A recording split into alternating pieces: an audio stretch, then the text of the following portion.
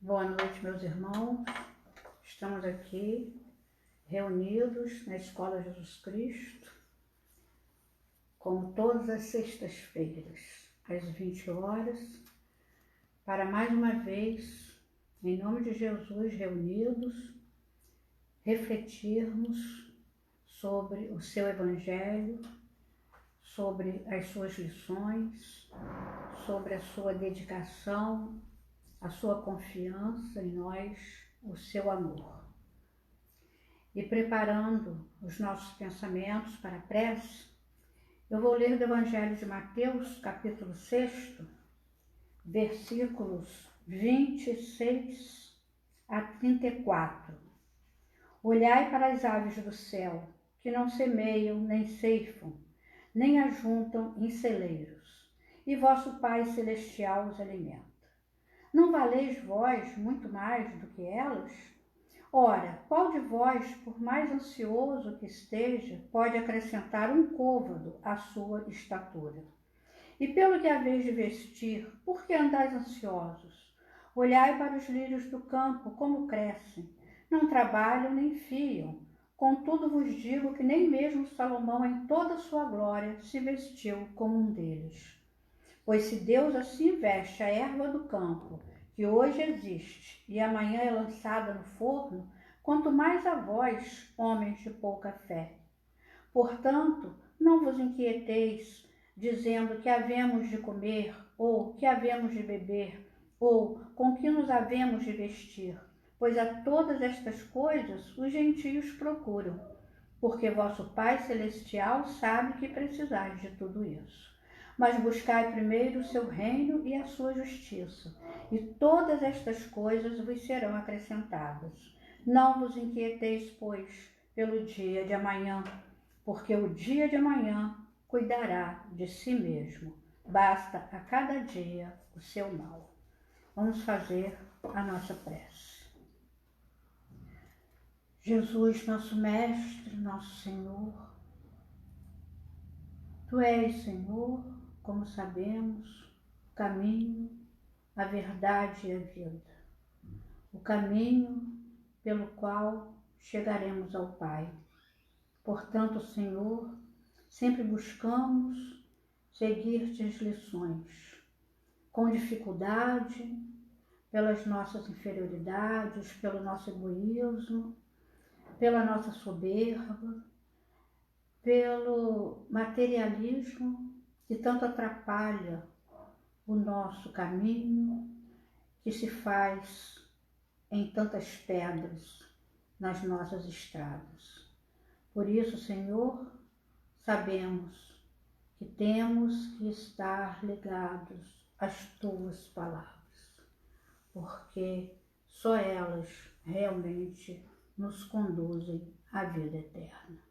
Pedimos a Tua bênção, Jesus, nosso Mestre, nosso Senhor, para que a reflexão de hoje penetre os nossos corações, as nossas mentes, para que sejamos mais confiantes no Teu amor, confiantes na Tua confiança, Senhor, porque sabemos que Tu confias em todos nós, senão não terias vindo à terra. Assim, pedimos permissão para iniciar a reflexão da noite. Assim seja. Meus irmãos,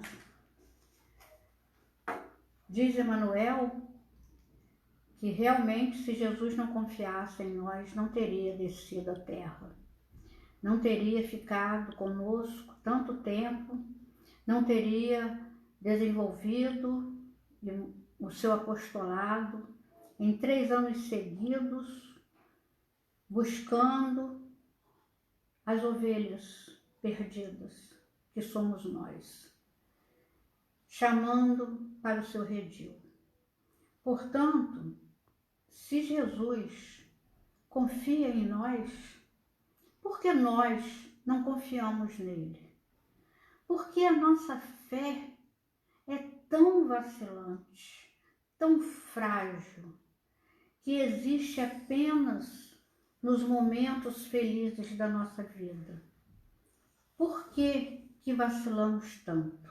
Por que não confiamos? Nós que nos dizemos cristãos, que deveríamos realmente seguir amando o Cristo.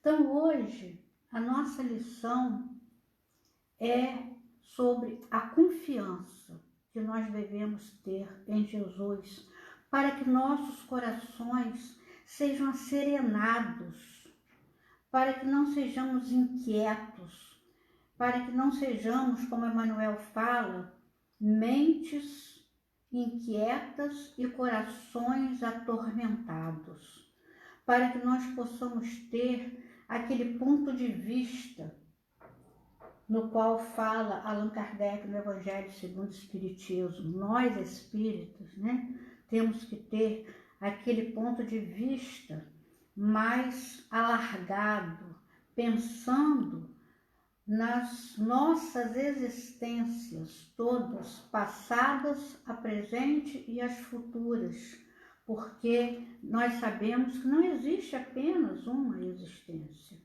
Então, para que nós possamos ter mais calma e assim agir com mais certeza, com mais clareza, decidir melhor os nossos passos, a primeira coisa que nós temos que buscar é a confiança em Jesus, porque Ele realmente é o nosso mestre e foi esse o título que Ele aceitou.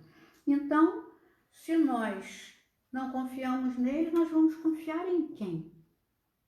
Né? Como Pedro respondeu, né, quando Jesus perguntou: e vós, quem dizeis que eu sou?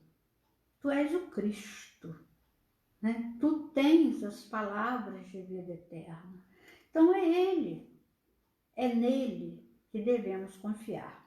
Então a lição reservada para hoje foi a lição de número 86 do livro Vinha de Luz, de Emmanuel, psicografado por Chico Xavier, intitulada Saibamos Confiar, e tem como epígrafe o versículo 31 deste capítulo 6 de Mateus: não andeis, pois, inquietos. Jesus não recomenda a indiferença ou a irresponsabilidade. O mestre, que preconizou a oração e a vigilância, não aconselharia a despreocupação do discípulo ante o acervo do serviço a fazer. Pede apenas combate ao pessimismo crônico. Claro que nos achamos a pleno trabalho na lavoura do Senhor, dentro da ordem natural que nos rege a própria ascensão. Ainda nos defrontaremos inúmeras vezes com pântanos e desertos, espinheiros e animais daninhos. Urge, porém, renovar atitudes mentais na obra que fomos chamados, aprendendo a confiar no divino poder que nos dirige. Em todos os lugares há derrotistas intransigentes. Sentem-se nas trevas, ainda mesmo quando o sol fulgura no zênite. Enxergam baixeza nas criaturas mais dignas. Marcham atormentados por desconfianças atrozes. E por suspeitarem de todos, acabam inabilitados para a colaboração produtiva em qualquer serviço nobre. Aflitos e angustiados, desorientam-se a propósito de mínimos obstáculos, inquietam-se com respeito a frivolidades de toda sorte, e se pudessem, pintariam o firmamento a cor negra, para que a mente do próximo lhes partilhe a sombra interior. Na terra, Jesus é o Senhor que se fez servo de todos por amor, e tem esperado a nossa contribuição na oficina dos séculos. A confiança dele abrange as eras. Sua experiência abarca as civilizações. Seu devotamento nos envolve há milênios. Em razão disso, como adotar a aflição e o desespero se estamos apenas começando a ser úteis? Que texto que nos sacode, nos balança as mentes e os corações, porque a primeira frase, que constitui um parágrafo do texto, é sobre a possibilidade de nós entendermos de forma errada essas palavras de Jesus: não vos inquieteis. Então não vamos ligar para nada, não tenho responsabilidade com nada, porque Deus vai jogar a comida para mim, a roupa, tudo. Não é isso. Emmanuel fala, Jesus não recomenda a indiferença ou a irresponsabilidade. Que palavra importante que nós devemos combater em nós: indiferença. Pela indiferença, nós erramos continuadamente. A indiferença vai se opor ao nosso olhar amigo, ao pensar no outro. Foi a indiferença que fez com que o levita e o sacerdote, na parábola do bom samaritano, passassem ao largo, indiferentes. E nós continuamos indiferentes. Não pensamos no outro porque somos egoístas. Então, em relação ao outro, nós somos indiferentes. Só que às vezes nós somos indiferentes em relação a nós mesmos, com a nossa responsabilidade, com o nosso dever. Leon Denis tem um capítulo no Depois da Morte intitulado O Dever, para nós vermos como é importante, no Evangelho segundo o Espiritismo também, como é importante nós olharmos para o dever. Qual é a minha função? Qual é a tarefa? Né? Eu sempre falava para os meus filhos quando criança, e agora falo para os meus netos. Primeiro o dever, depois o lazer. Isso eu aprendi com a minha mãe. Primeiro o dever, depois o lazer. Então tem tarefa do colégio para fazer. Mas também tem um joguinho para jogar, quer jogar com os amigos. Primeiro o dever, depois o lazer. Primeiro vai fazer o que tem que ser feito. Então, se nós primeiro vamos fazer o lazer para depois o dever, nós estamos sendo indiferentes com a nossa vida, com nós próprios, né? Então, nós temos que prestar atenção para essa palavra. Tirar essa palavra da nossa vida, porque ela é um veneno para a nossa alma, né? E Emmanuel fala que Jesus pede apenas o combate ao pessimismo. Não podemos ser pessimistas, e existe o pessimismo crônico. Há pessoas que são pessimistas, sempre. Em tudo vem com a lente escurecida, né? O seu olhar é escurecido. Então, ele continuando, ele fala que nós devemos aprender a confiar no divino poder que nos dirige. Meus irmãos, o que nos acontece, que nós às vezes achamos bom, mas que às vezes achamos mal, como diz o professor Clóvis, pedimos o que achamos bom, mas que é substancialmente mal, mas Deus nos outorga o melhor. Então, às vezes, esse o melhor, para nós, na nossa miopia espiritual, nós achamos ruim. Nós não entendemos as respostas de Deus. E é aí que nós temos que desenvolver com mais força a nossa confiança no poder divino, porque Deus não erra. Nós erramos, mas Deus não erra. Então, aquilo que nós achamos ruim, não é ruim. Não entendemos ainda por que é bom. Vamos confiar. Vamos confiar, porque um dia nós vamos entender. Se não for nessa encarnação, vai ser em outra, mas nós vamos entender. Nós vamos entender por que aquela doença que nos chegou. Aliás, existe um texto de Emmanuel no Livro da Esperança, se não me engano, sobre isso. Pedimos a saúde, vem a doença. Pedimos a riqueza, vem a pobreza. Por que isso? Então nós achamos mal, mas não é. Porque através das respostas de Deus, através das situações que nós vamos vivenciar, permitidas pela lei de Deus, permitidas pelo amor de Deus, são, na verdade, expiações, quer dizer, pagamentos das nossas dívidas, são provas, testes, aprendizados. Então vamos confiar no divino poder, é o que Emmanuel está nos pedindo aqui. Confiar no divino poder que nos dirige, nós somos dirigidos pelo poder de Deus, nós estamos debaixo da lei de Deus. Então não temos que ser rebeldes, revoltados com a nossa vida, né? E existem algumas palavras e expressões que eu destaquei deste texto rico, né, que nós vamos comentar. Aflitos e angustiados, inquietam-se com respeito à frivolidade de toda sorte. Qualquer coisa ficamos aflitos, ficamos angustiados, nervosos, ansiosos, começamos a falar coisas que não devemos, né? E no penúltimo e último parágrafos, né, ele fala que Jesus tem esperado, olha que coisa triste, Jesus tem esperado nossa contribuição na oficina dos séculos, porque nós precisamos fazer a nossa parte.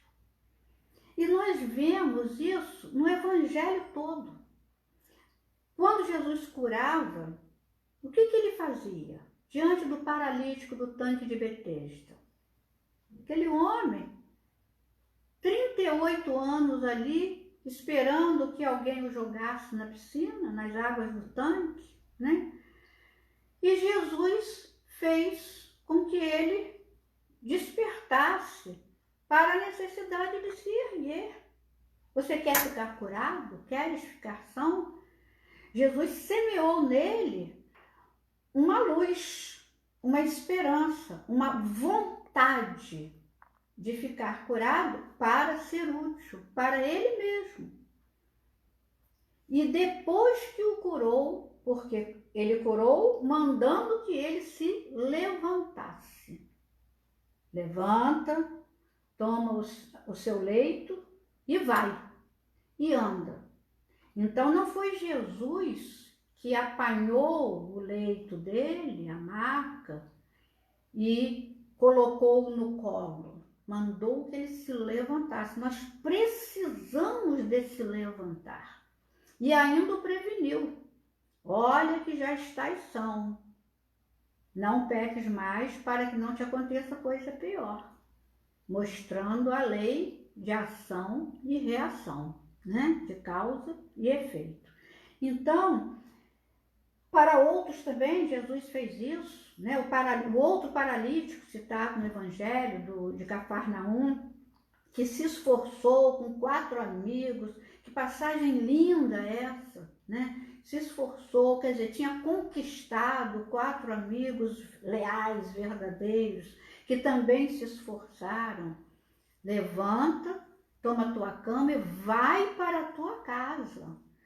Então, nós precisamos, para seguir, nós precisamos levantar. Precisamos fazer a nossa parte, em nosso próprio benefício. Não podemos ficar jogados nos nossos leitos de preguiça, de desânimo, para que alguém faça a nossa parte. Jesus faz a parte dele, mas ele solicita que nós façamos a nossa. Então, é a contribuição na oficina. Até Lázaro, que estava morto há 4 dias.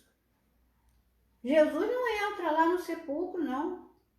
ele chama Lázaro, vem para fora, sabendo como Lázaro estava, atado, envolvido em ataduras. Quer dizer, Lázaro veio com dificuldade, andando com dificuldade. Mandou que retirassem a pedra. Olha aí a tarefa dos que ajudam, dos que fazem também conosco. Então, nós temos que fazer a nossa parte. É isso que Jesus espera de nós, é isso que Emmanuel fala aqui. Tem esperado a nossa contribuição na oficina dos séculos. Seu devotamento nos envolve há milênios. Jesus não desiste de nós. Milênios. A confiança dele abrange as eras. Sua experiência abarca as civilizações. Todos. Jesus ajuda a todos e espera de todos a contribuição na oficina dos séculos. Eu trouxe um texto de Emmanuel também, em outro livro, que nos mostra de maneira assim muito clara por Emmanuel, sábia também, né? Como que Jesus nos chama para que nós possamos agir. É impressionante, e depois eu vou ler um pequeno comentário que eu fiz na Escola Jesus Cristo, em novembro de 2019, sobre os verbos que Emmanuel usa para mostrar como Jesus, né, a forma como Jesus nos chama. Porque cada um está num ponto. Cada um na sua necessidade, cada um com a sua personalidade, com a sua trajetória, com seus problemas, com seus objetivos.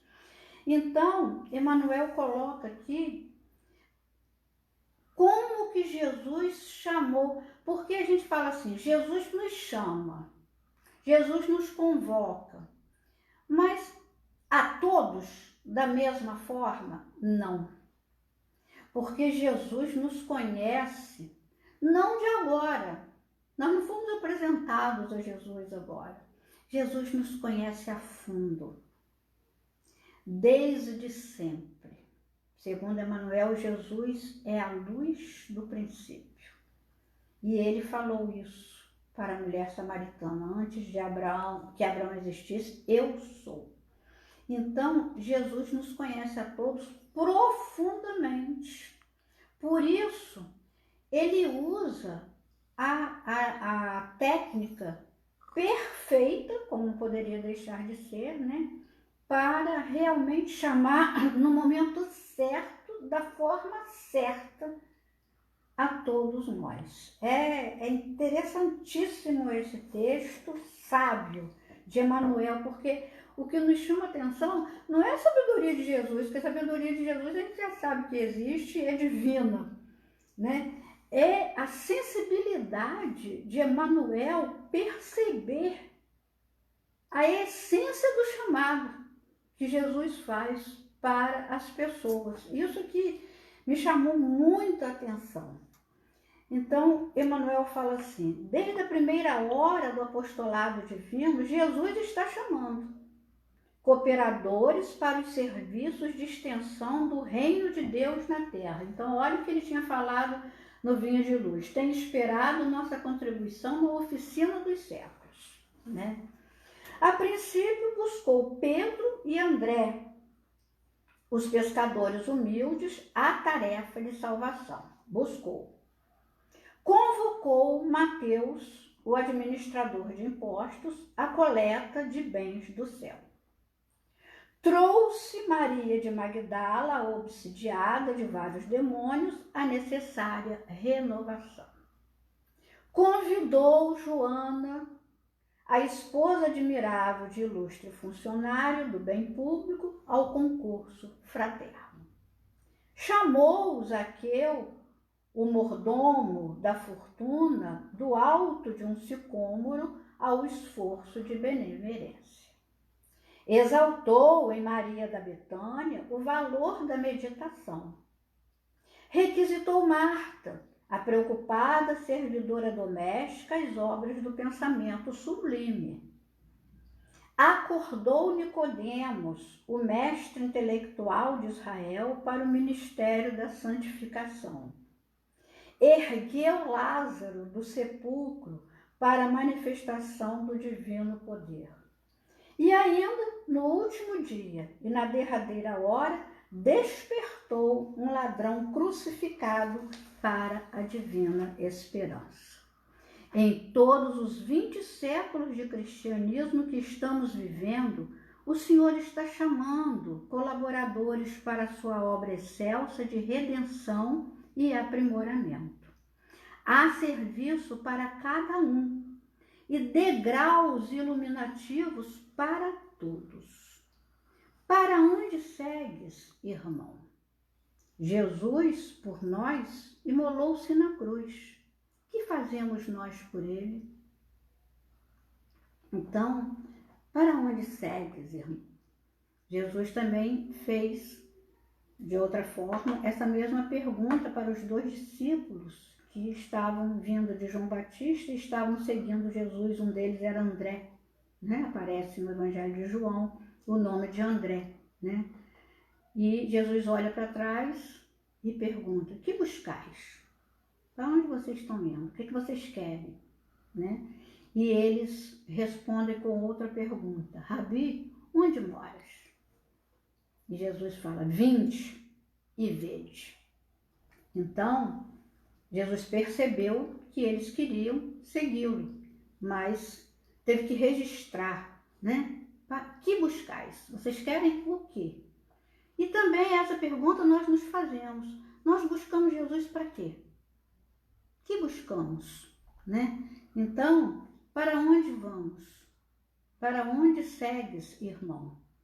Com o Evangelho, de posse do Evangelho, de posse da doutrina espírita, dos livros todos, da codificação, dos romances todos que nós temos, aos quais nós temos acesso, né? Todos os ensinamentos, diante das lições de Emmanuel, nós estamos buscando o quê? Que buscais? Né? É o que Jesus nos pergunta. O que é que nós estamos buscando com isso tudo, esses séculos todos? Nós estamos buscando o quê? Não vamos responder para os outros, vamos responder para nós. Né? Então, nessa reflexão, que é importantíssima, né? Eu, como ligada aí aos verbos, né? A língua portuguesa, embora aposentada, fica, né, em nós esse olhar. Né? A gente se acostumou a olhar desta forma, né?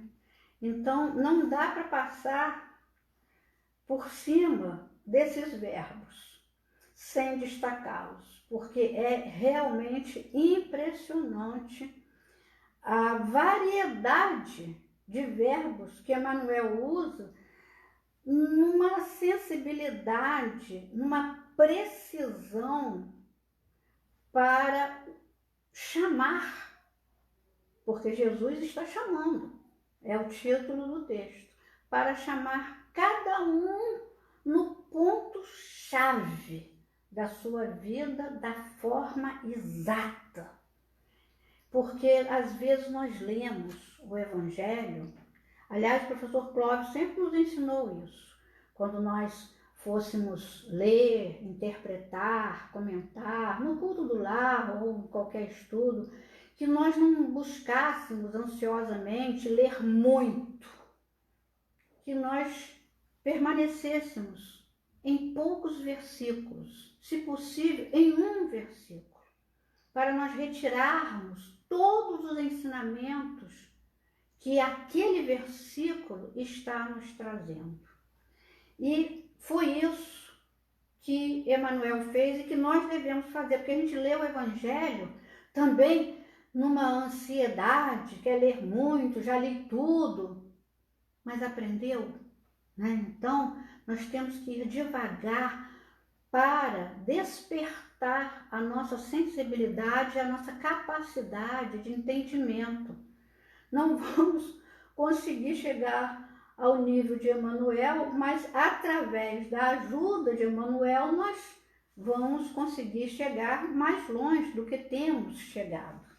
Então eu fiz essa reflexão lá para o Grupo Emmanuel em novembro de 2019 e vou pedir licença a vocês para ler, porque eu estou destacando aqui os verbos, né? Então eu coloco assim: Emmanuel, em sua imensa sabedoria, nos interroga em uma de suas mensagens psicografadas por Chico Xavier, inserida no livro Fonte Viva. Consegues ir?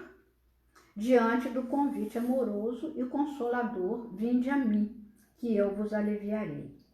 Agora, nos interrogamos ao ler uma outra dissertação valiosa do mesmo autor Jesus está chamando no livro Nosso Livro. Conseguimos ouvir? Jesus nos chama, mas conseguimos ouvir? Damos desculpa? Né? Ah, agora não, deixa para outro dia, semana que vem eu vou, né? Leia esse livro, ah, agora não, eu estou lendo outro, né? Então, às vezes, nós perdemos a oportunidade de atender o convite, que vem das mais variadas formas. Nós não estamos convivendo com Jesus aqui na Terra, Ele encarnado na Terra. Então, como que Ele nos chama?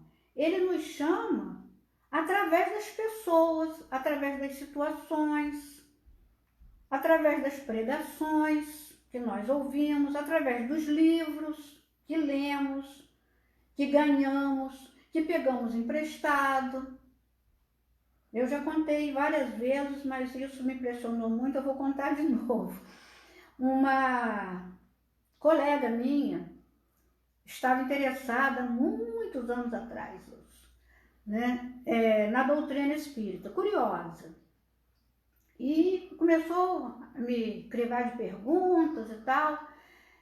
Eu, na melhor das intenções, que ela gostava muito de ler, eu entreguei a ela o livro Renúncia, que para mim é, né, uma obra-prima realmente de Emmanuel, um livro emocionante, lindíssimo, cheio, repleto de lições, né? Entreguei o meu livro, Renúncia, para ela. E ela leu. O que mais me impressionou foi isso. Ela leu o livro. Mas ela leu, meus irmãos, destacando os termos repetidos que, no conceito dela, foram usados por Chico Xavier. Chico Xavier repetiu muito tal vocábulo assim, não sei quantas vezes. Ela contou as vezes que as palavras tais foram repetidas no romance Renúncia. Eu fiquei tão triste, tão decepcionada quando ela me devolve aquele livro. Primeiro ela falou, bonito, mas isso não existe. E achei muito repetitivo. Aí me disse quantas vezes cada palavra tinha sido repetida. Então, a oportunidade que ela teve, né, de Jesus chamá-la através do livro Renúncia, ela perdeu. Porque Jesus nos chama assim, através de um livro, de uma pregação, né? Uma pregação que a gente escuta, uma pregação, às vezes, que a gente vai levar alguém, existe isso também, né? Alguém nos pede para ir. Então, é esta a maneira como Jesus pode nos chamar atualmente, através de um doente que a gente vai visitar e ao invés de nós consolarmos, nós é que somos consolados. Tem N oportunidades, né? Então é isso que Emmanuel mostra aqui. seu chamado apresenta-se de diferentes formas, conforme a necessidade, a tarefa e o momento espiritual de cada um dos que devem iniciar a jornada redentora nos serviços de extensão do reino de Deus na terra, que é expressão do próprio Emmanuel, serviços de extensão do reino de Deus na terra. Então, nós sabemos que o objetivo de Jesus é um só, né? O nosso aprimoramento, a nossa redenção, a nossa harmonia, né? Então, vamos ver nesses 16 pequenos parágrafos deste texto, nós vamos ver a presença, vamos dizer assim, né, de 11 personagens do Evangelho. Pedro, André, Mateus, Maria de Magdala, Joana de Cusa, Zaqueu, Marta, Maria de Betânia, Lázaro, Nicodemos e Dimas, né? Então, os verbos utilizados por ele. Joana de Cusa, ainda ligada a compromissos domésticos, foi convidada. Eu estou repetindo os verbos que Emmanuel usou no texto Jesus está chamando. Ele convidou Joana ao concurso fraterno, expressando seu altruísmo sem o desligamento do lar. No Boa Nova, nós sabemos, existe um capítulo lindíssimo sobre Joana de Cusa, né? A Pedro e André, já compromissados com a tarefa de salvação, o mestre apenas buscou para estender a ação à pesca de homens. Está aqui no segundo parágrafo. A princípio, buscou Pedro e André. Zaqueu o buscava, vencendo obstáculos para ver o mestre. Foi por ele visto e chamado. Marta já sabia servir. Obreira doméstica, teve sua disponibilidade requisitada às obras do pensamento sublime. Mateus, futuro evangelista, dedicado à coleta de impostos, recebeu uma convocação para a coleta de bens do céu. Nicodemos, desapercebido em sua alta intelectualidade, precisou ser acordado para o ministério da santificação. És mestre em Israel e não sabes estas coisas? Acorda, né? Assim como Dimas, adormecido no crime, despertou para a divina esperança ao ouvir a promessa do Senhor crucificado. Lázaro estava morto, imagem derradeira dolorosamente lembrada por suas irmãs e seus amigos. Lamento que se transforma em exultação, porque foi erguido. Fala aqui, né? Ergueu Lázaro no sepulcro. Foi erguido para a vida pelo grande amigo, a manifestação do divino poder. Maria de Betânia não transpôs pontes nem modificou caminhos. Seus valores foram exaltados. Ele exaltou Maria como melhor escolha. E, finalmente, Maria de Magdala, a pecadora, a dominada por 7 demônios, seria ela, dentre tantas almas, a mais distanciada do Messias? A que mais se lhe opunha? O lado negro da vida, em contraste com a luz e o amor daquele que vinha oferecer a verdadeira vida? Jesus a trouxe. Que coisa linda esse verbo, trazer Maria, né? Que é o que ele faz, né? Trouxe Maria de Magdala.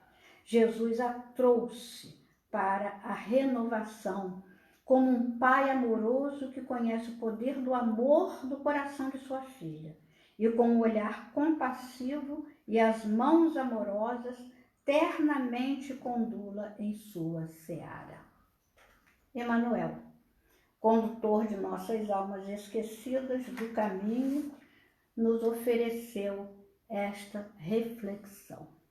Então, meus irmãos, quem tiver o livro, quem não tiver, pode ir, né, à internet, baixar, porque é um texto muito importante, muito sério, muito significativo para nós percebermos que essas pessoas citadas aqui por Emmanuel são pessoas diferentes, em situações totalmente diferentes, em momentos espirituais diferentes.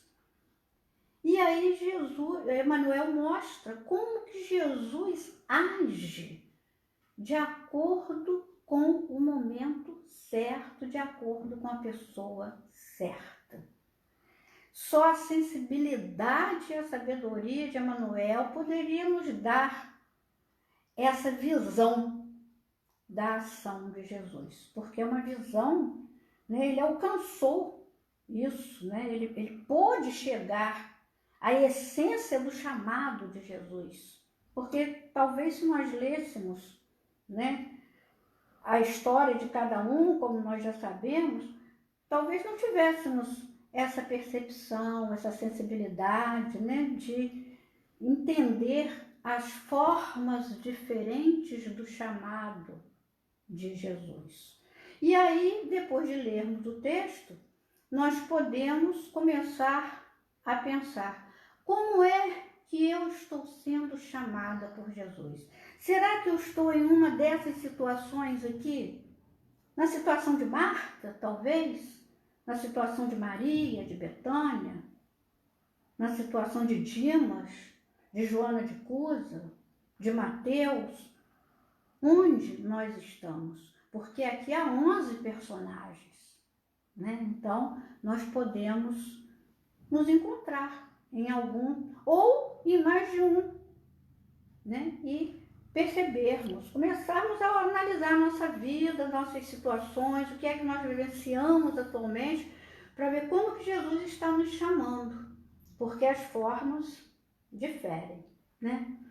E para terminar, caminhando já para o término da nossa reflexão, eu vou pedir permissão, inclusive a Flávio, como nosso diretor doutrinário, né, de ler, comentar rapidamente uma mensagem que foi recebida no Grupo Emmanuel, da Escola Jesus Cristo, Grupo Mediúnico, de um espírito amigo da escola, que traz a personalidade de um padre, e ele nos envia muitas mensagens confortadoras e também de alerta.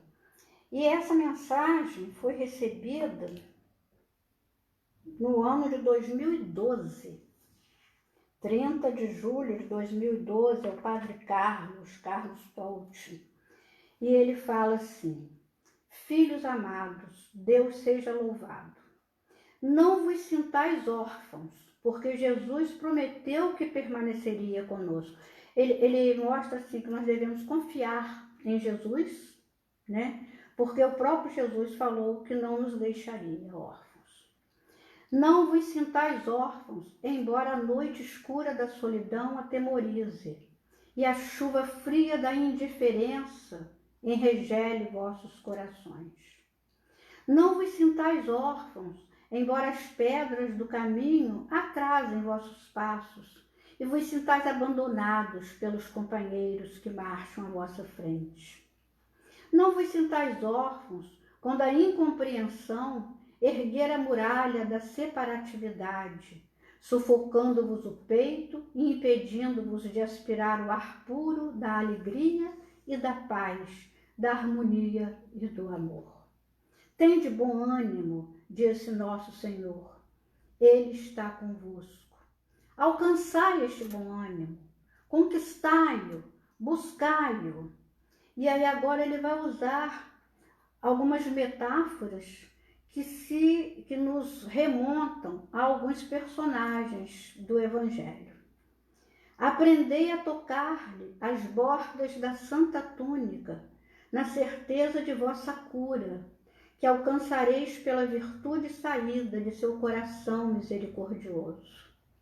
Clamai por sua compaixão, desejosos de ver a luz maior de seu amor na cura de vossas cegueiras tão dolorosas.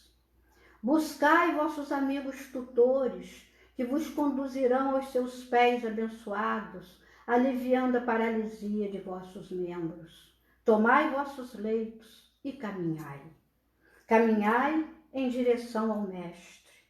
E quando sentirdes vossos corações crucificados pela dor angustiante do desespero e do desalento, tende bom ânimo e voltai vosso olhar em direção ao Cristo, pedindo em lágrimas de dor e arrependimento que Ele se lembre de vossas almas em seu reino.